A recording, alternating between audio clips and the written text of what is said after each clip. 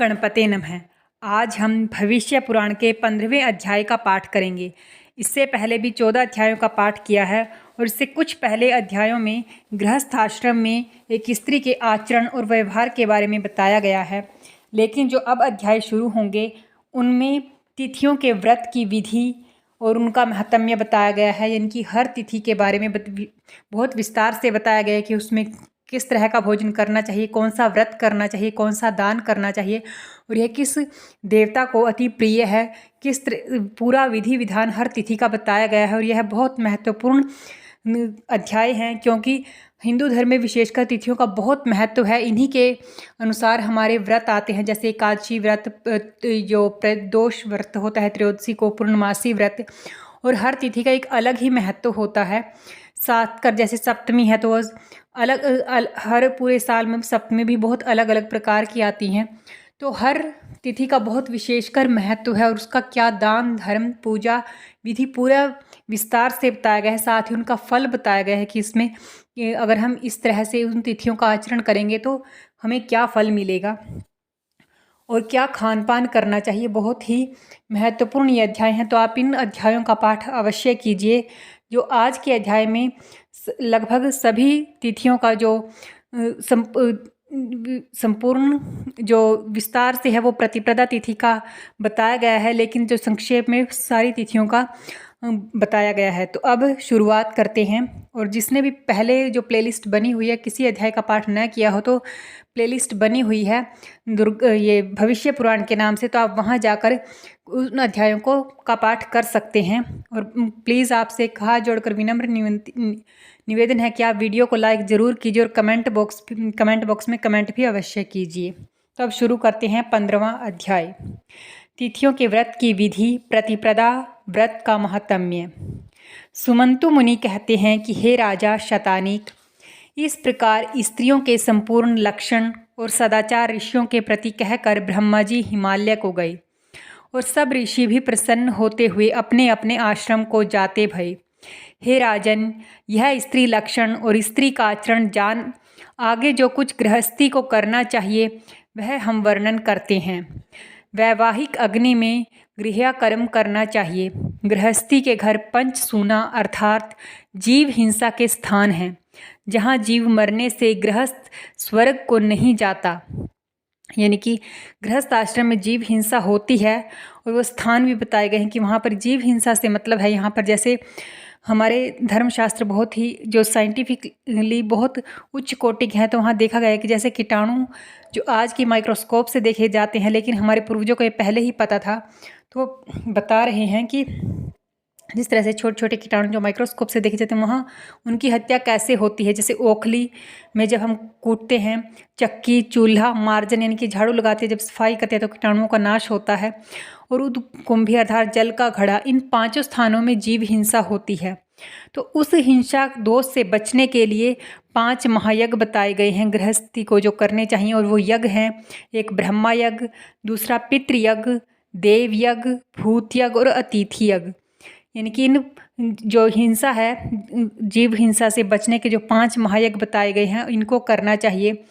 और इनका जो वेद पाठ है उसको ब्रह्मयज्ञ कहते हैं। यानी कि वेदों का पाठ करें तो उसे ब्रह्मयज्ञ कहते हैं, तो उससे ब्रह्मयज्ञ की पूर्ति होती है और इससे हम जीव हिंसा से बच जाते हैं, यानी कि जीव हिंसा के पाप से बच जाते हैं।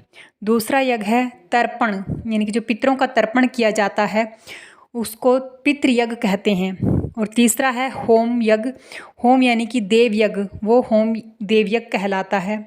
भूत यज्ञ चौथा है भूत यज्ञ, जिसे बलि वैष्णव देव की संज्ञा है, यानी कि बलि दी जाती है तो उसे भूत यज्ञ कहा गया है। और 5वां है अतिथि यज्ञ, अभ्यागत के सत्कार को कहते हैं, यानी कि आने वाले जो घर में आते हैं हमारे अतिथि, उनके सत्कार को हम अतिथि यज्ञ कहते हैं। ये 5 यज्ञ बताए गए हैं जो गृहस्थ को करने चाहिए, जिससे हम बच जा सकते हैं जीव हिंसा से। इन 5 यज्ञों को जो नियम से करे वह घर में बसकर भी पंचसूना दोषों से लिप्त नहीं होता। यानी कि गृहस्थ आश्रम में रहकर भी जो पंचसूना दोष है, यानी कि जीव हिंसा का जो दोष है वो नहीं लग पाता। और जो समर्थ होकर भी न करे वह वृथा जीता है, यानी कि जो इसमें सामर्थ्य है इन सबको करने का और अगर फिर भी ना करे तो वह व्यर्थ व्यय बेकार ही जीता है। श्वास लेता हुआ भी मरे के समान है, यानी कि सांस लेता हुआ भी वह मरे के समान है। इतना सुनकर राजा शतानीक ने पूछा कि महाराज से जिस ब्राह्मण के घर में अग्निहोत्र नहीं होता वह मृतक के समान है, यह तो आपने कहा, परंतु वह देव पूजा आदि क्यों करे या क्यों न करे? देवता पितर उससे संतुष्ट कैसे हों और उसका उद्धार किस विधि से हो, यह आप मेरा संदेह निवृत्त करें। राजा का यह प्रश्न सुनकर सुमंतु मुनि बोले कि हे राजन, जिन ब्राह्मणों के घर में अग्निहोत्र न हो उनका उद्धार व्रत, उपवास, दान, देवता की स्तुति और देव भक्ति आदि से होता है।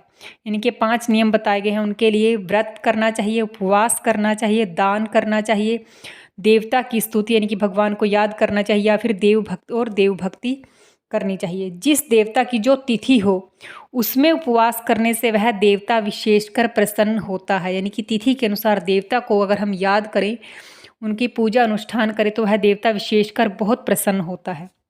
यह सुनकर राजा ने फिर पूछा कि महाराज, तिथियों की विधि, तिथियों के दिन, जो अलग अलग भोजन हों और उपवास विधि, यह सब वर्णन करें। यानी कि तिथियों के अनुसार जो अलग अलग भोजन है हमें करने चाहिए और जो उपवास है वह सब भी बताइए, जिसके करने से संसार जीव पाप से मुक्त हो जाए।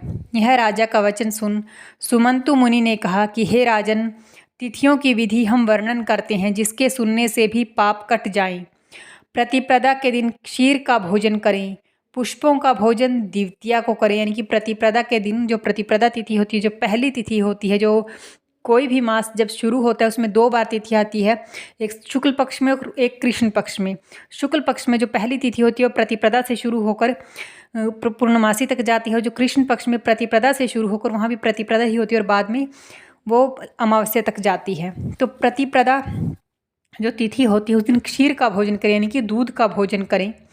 पुष्पों का भोजन द्वितीया को करें। द्वितीया के लिए पुष्पों का भोजन यानी कि फूलों का भोजन, जो फूलों से बनी हुई सब्जी हो या जो भी हो। लवण रहित भोजन तृतीया को, यानी लवण रहित यानी कि नमक रहित भोजन वो तृतीया को करना चाहिए। और तिल है, तिल का भोजन हमें चतुर्थी को करना चाहिए। जो तिल हैं वो खाने चाहिए, वो चतुर्थी को खाने चाहिए। क्षीर है वो पंचमी को। फल हैं, जो फल खाने चाहिए वो षठी यानी कि छठी को। और शाक है, शाक यानी कि सब्जी, वो है सप्तमी को। और बिल्व अष्टमी को। और पिष्ट नवमी को। अग्नि बिना सिद्ध किया हुआ भोजन दशमी को, यानी कि बिना पकाया हुआ भोजन, अग्नि बिना सिद्ध किया हुआ भोजन वो दशमी को खाना चाहिए। और घृत यानी कि घी, वो एकादशी को। और खीर है वो द्वादशी को। और गोमूत्र त्रयोदशी को, यानी कि गोमूत्र गाय का जो मूत्र होता है वो त्रयोदशी को। और यव चतुर्दशी को, यव यानी कि जो चतुर्दशी को। और कुशा का जल पूर्णमासी को। और मूंग चावल आदि हविष्य भोजन अमावस्या को करें। यह सब तिथियों के भोजन की विधि है। इस विधि से जो एक पक्ष भोजन करे वह 10 अश्वमेध यज्ञों के फल को प्राप्त हो। यानी कि इस तरह से अगर सभी तिथियों का भोजन कर लेते हैं तब हम 10 अश्वमेध यज्ञों का फल प्राप्त होता है। एक मनवंतर स्वर्ग में रहता है। मनवंतर जो पहले अध्याय में बताया गया है कि युग मनवंतर पूरे यानी कि जो काल है उसका वर्णन किया गया है, तो इसमें एक मनवंतर तक वह स्वर्ग में रहता है। और गंधर्वों सहित अप्सराएं उसके आगे नाचती गाती हैं। जो इस विधि से 4 महीने भोजन करे, यानी कि इस विधि से, यानी कि पूरी जो तिथियों का बताया गया है, अगर इस विधि से वह 4 महीने भोजन करे तो वह 100 अश्वमेध यज्ञ के बराबर होता है। उसे जो पुण्य मिलता है 100 राजसूय यज्ञ का फल मिलता है। स्वर्ग में जाकर गंधर्व और अप्सराओं करके सेवित हो 2 मनवंतर तक आनंद से निवास करता है। 8 महीने पर्यंत जो इस विधि से भोजन करे, यानी कि इस विधि से अगर 8 महीने वह भोजन करे तो वह 1000 यज्ञों का फल पावे। और 14 मनवंतर स्वर्ग में निवास करे, तो वह 14 मनवंतर स्वर्ग में निवास करता है और हजारों यज्ञों का फल मिलता है उसे। और इसी विधि से जो 1 वर्ष भोजन के नियम से व्यतीत करे वह सूर्य लोक में कई मनवंतर सुख से निवास करता है। तो वह सूर्य लोक में कई मनवंतर तक निवास करता है। ब्रह्मचारी, गृहस्थ, वानप्रस्थ, स्त्री, पुरुष, शूद्र आदि सब इन तिथि व्रतों के अधिकारी हैं। यानी कि इस इन तिथियों का जिस तरह से भोजन करना चाहिए, उपवास करना है, वो सभी कर सकते हैं। ब्रह्मचारी भी कर सकता है, गृहस्थ आश्रम यानी कि गृहस्थ व्यक्ति भी कर सकता है, वानप्रस्थ यानी कि जो सन्यासी हो जाते हैं वो भी कर सकते हैं, स्त्री भी कर सकती है, पुरुष भी कर सकते हैं और शूद्र भी कर सकता है। यानी कि वेदों पाठों में जब कहा गया है कि वो कई हैं जो कुछ नियम होते हैं, लेकिन इन तिथि व्रतों के सब अधिकारी हैं। इन व्रतों का आरंभ, जिन व्रतों का जो आरंभ करना है आपने, यानी कि खाना का भोजन की अगर विधि आपको शुरू करनी है, जैसे कोई भी व्रत शुरू करते हैं तो शुक्ल पक्ष का दिन देखते हैं, तो इनमें किसका देखना है, या तो आश्विन मास की नवमी हो, या फिर माघ की सप्तमी से शुरू करें, या फिर वैशाख की तृतीया से, वैशाख तृतीया यानी कि जो शुक्ल पक्ष की तृतीया अक्षय तृतीया होती है वहाँ से शुरू करें, या फिर कार्तिक की पूर्णिमा से करें, जो कार्तिक की पूर्णिमा होती है वहाँ से शुरू करें। इनका करने वाला सूर्यलोक को जाता है, यानी कि जो इन सब तिथियों का जो व्रत पालन करता है, यानी कि इस तरह से भोजन अगर करता है वह सूर्यलोक को जाता है। जिन पुरुषों ने पूर्व जन्म यानी कि पिछले जन्म में व्रत उपवास आदि किए तिथियों के निमित्त, यानी कि इन तिथियों के अनुसार जिन पुरुषों ने पिछले जन्म में व्रत किया, उपवास किया, दान किए, अनेक प्रकार से ब्राह्मणों को संतुष्ट किया, माता पिता और गुरु की शुश्रूषा की यानी कि गुरु की सेवा की, विधि से तीर्थ यात्रा की, वे पुरुष स्वर्ग में बहुत काल तक रहकर जब भूमि पर जन्म लेते हैं तब उनके चिन्ह प्रत्यक्ष ही देख पड़ते हैं। यानी कि जब वे दोबारा जन्म लेते हैं, बहुत साल तक जब वे स्वर्ग में रहकर जब यहाँ जन्म लेते हैं तो उनके जो चिन्ह हैं वो अलग ही दिखाई पड़ते हैं, क्योंकि उन्हें हर प्रकार के सुख मिलते हैं। वो सुख बताए गए हैं, हाथी, घोड़े, पालकी, रथ, सुवर्ण यानी कि सोना, रत्न, कंकण, केयूर, हार, कुंडल, मुकुट, उत्तम वस्त्र, सुंदर स्त्री, अच्छे सेवक आदि उनको मिलते हैं। यानी कि उनके हर प्रकार के सुख सुविधा उन्हें अगले जन्म में फिर मिलती है यदि वह इन तरह से तिथियों का पालन करते हैं। आदि व्याधि से रहित होकर बहुत आयुष भोगते हैं, यानी कि किसी भी प्रकार का उन्हें रोग नहीं लगता और वे बहुत साल तक जीते हैं। और पुत्र पौत्र आदि का सुख देखते हैं, यानी कि उनकी संतानें पुत्र भी देखते हैं और पोते यानी कि अपनी जो पूरी पीढ़ी है उसे भी बहुत खुशहाली में वो देखते हैं। और बंदी जनों के स्तुति शब्द से सोते हुए उठते हैं, और जिन्होंने व्रत दान आदि सत्कर्म नहीं किए वे काणे, अंधे, लंगड़े, कुबड़े, गूंगे, रोग और दरिद्र से पीड़ित होते हैं। इनकी अगर जिन्होंने नहीं किए तो वो ऐसे लक्षण लेकर पैदा होते हैं, यानी कि उन्हें शरीर का रोग भी लगता है, दरिद्र यानी कि गरीबी भी वो भोगते हैं, कुबड़े, लंगड़े, लूले इन तरह के वो देखते हैं और गरीबी भी वो भोगते हैं। तो यही बताया गया है कि इनके अनुसार दान करना चाहिए, इन्हीं के अनुसार तिथियों के अनुसार व्रत कर्म करना चाहिए, यानी कि इस तरह से हमें ज्ञान अवश्य होना चाहिए। तो भविष्य पुराण का अध्याय आप पाठ अवश्य करें, आगे आपको हर तिथि का मिलता रहेगा पूरा ज्ञान। यही पुण्य और पाप की प्रत्यक्ष परीक्षा है। इतनी विधि सुमंतु मुनि से सुन राजा ने कहा कि महाराज आपने संक्षेप से तिथियों का वर्णन किया। तो महाराज कहते कि आपने संक्षेप में किया है कि आप विस्तार से करें कि कौन देवता किस विधि में पूजा करनी चाहिए और व्रत आदि किस विधि से करने चाहिए, जिनके करने से यज्ञों का फल प्राप्त हो। यह राजा का प्रश्न सुन मुनि कहने लगे कि हे राजन, तिथियों का रहस्य, पूजा का विधान, फल, नियम, देवता, अधिकारी हम कहते हैं, आप श्रवण करें, यानी कि आप सुने, हम सभी विस्तार से बताते हैं। यह सब आज तक हमने किसी से नहीं कहा है। पहले हम संक्षेप से सृष्टि का वर्णन करते हैं। प्रथम परमात्मा ने जल उत्पन्न कर उसमें अपना वीर्य डाल और जिससे एक अंड बन गया। उस अंड से ब्रह्मा उत्पन्न हुए और सृष्टि करने की इच्छा कर अंड के एक कपाल से भूमि और दूसरे से आकाश रचा और दिशा, उपदिशा, देवता, दानव आदि रचे। और जिस दिन यह सब काम किया उसका नाम प्रतिप्रदा रखा, यानी कि जिस दिन यह रचना हुई उस दिन प्रतिप्रदा रखा, उस दिन का नाम। और सब तिथियों में ब्रह्मा जी ने इसको प्रवर अर्थात उत्तम बनाया, यानी कि इसी को ब्रह्मा जी ने सबसे उत्तम तिथि बनाया और प्रवर बनाया। यह सब तिथियों के प्रारंभ में प्रतिपादन किया, यानी कि सब तिथियों के प्रारंभ में ये तिथि शुरू होती है।